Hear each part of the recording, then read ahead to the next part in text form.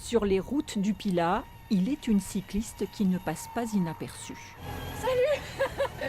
Tu viens à la Vallerine?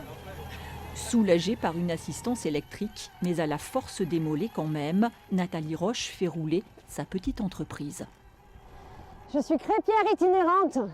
Mais avant de pédaler, il faut charger le caisson fait sur mesure de son vélo cargo. Je mets toutes mes prépas, je mets mon ardoise, le gaz, enfin j'ai ma checklist où je ne dois rien oublier, tout charger le plus rapidement possible et je pars.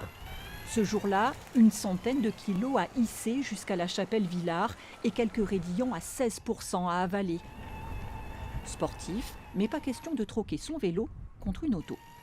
Déjà je suis cycliste par ailleurs, j'aime ce mode de déplacement doux. Donc c'était de pouvoir créer une activité qui soit douce aussi, comme dans mon quotidien, et d'arrêter de faire le grand écart entre ma vie professionnelle et ma vie personnelle. Donc j'ai le temps de regarder les Trois Dents, l'Oyon, les vignes, de savourer l'ascension. C'est ça qui est intéressant, c'est ce que je voulais, un commerce en vélo. Une demi-heure d'effort plus tard, arrivée remarquée à la ferme de la Vallerine, sur ce marché de producteurs, et très vite, les premières papilles à régaler. On prend des crêpes beurre sucre ou je sais pas, oui, beurre sucre. Le fait qu'elle soit en vélo, c'est pas commun et donc c'est plutôt attrayant. C'est bien dans l'air du temps, mais elle est dans une région qui n'est pas facile. Ça monte, il fait froid, c'est courageux. C'est quand même un gage de volonté qu'il faut honorer, quoi. Donc c'est pour ça que je viens lui prendre une crêpe assez régulièrement. Des crêpes et galettes 100% locales.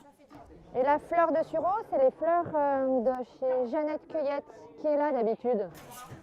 La crêpe rassemble les gens. C'est ce que j'aime, rencontrer des gens, parler de produits qui sont là, pas loin, d'arrêter de consommer des produits qui viennent de l'autre bout de la planète, se dire qu'en fait on peut vivre tout simplement là où on est, vraiment ancré.